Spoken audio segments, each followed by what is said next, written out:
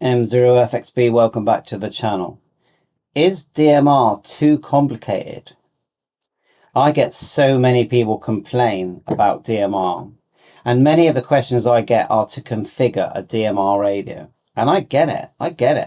I mean, we like to put the frequency in, plus or minus shift, CTCSS, and away we go. We're chatting to our friends. DMR, what do we have to do? We have to put the frequency in. We have to put in the color code, the talk group number or stroke contact. Then we have to put it into a zone. And then we're told, oh, time slot 1 or 2. It's a lot to take in. And if you've never used DMR, many people will get sent what we call a code plug. And you know, like I said, the first time I used a DMR, a DMR radio, code plug. What's a code plug? It's basically the software on your computer that programs this radio and other radios. We've got the Anytone 878 in the background here. I'll just grab it. Sorry about my crazy shack, but it is small. I'll turn it up. I'm not sure if you'll hear it because the camera I'm using doesn't tend to like to pick up the radio traffic. So the question is, yes, it is complicated.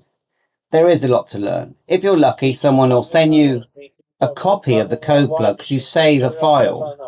You save a file of the code plug, put it into your radio, add your call sign. But then you've got to add your call sign, but hang on, you need a DMR number. Where'd you get that? So you have to register for a DMR number, and that takes a few days. So I can understand why many, after a couple of hurdles, just go, I'm not even going to bother.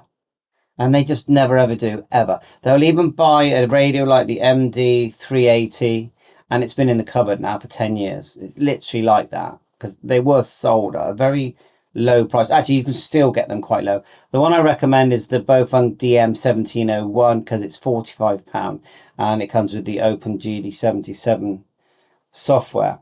This one, the GD88, okay, it actually receives 2 stations at the same time, so it's dual digital and analog receive, plus it has GPS, where the Anytone 878 has all the bells and whistles, but it's single receive.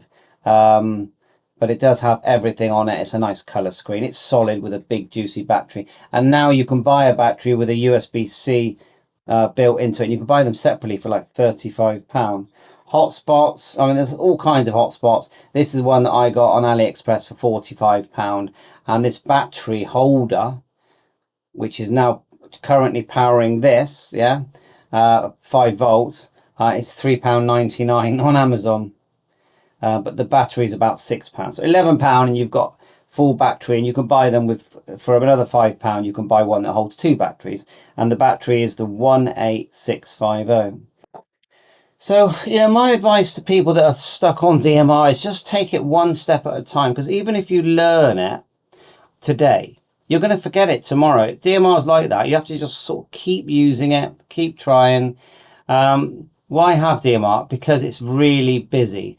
And it's not just busy with the Brandmeister server system, TGIF, the new Phoenix, which I think is free DMR, is it? And other servers that are out there that are running. They all do a great job. And that is, the reward is that you will have lots of contacts, every day, day and night. It doesn't matter what time it is. So the reward is, and then you get to use these very cool looking radios. Now, I'm not saying that ordinary radios, non-digital, like the Quashang, for example, is not a very cool radio. This for £20 is one of my favorite radios. Probably a radio I use more in the shack than I would with my expensive radios. You think about this one here, the Icon 52 Special Edition. I mean, that was a lot of money, but it's like you're driving one of the best radios you've ever driven. That's the thing. You are paying for extra quality, but it doesn't mean you'll have more fun. I have just as much fun with my very cheap radios as I do with the more expensive ones. Like this thing here, this is Wampire UV8R copy. It's a copy, It turns itself on. I still haven't managed to stop that yet. It's a dual band radio. So anyway, so my advice to the DMR haters is, if you like digital radio, If you like C4FM, and C4FM is the easiest one, because you literally do just put your frequency in and your call sign, and you're on there straight away. And there's repeaters that are near me that work really well. That's the easy one. But if you want to push yourself a little bit, do a bit of learning, work out what DMR is all about. Because the main thing about DMR is that they manage to get more information on one channel. That's why they called it time slot 1 and 2. It's been split in half. And so they can send data, information, location, call sign, and voice 2 times on one channel. That's what time slot 1 and 2 is.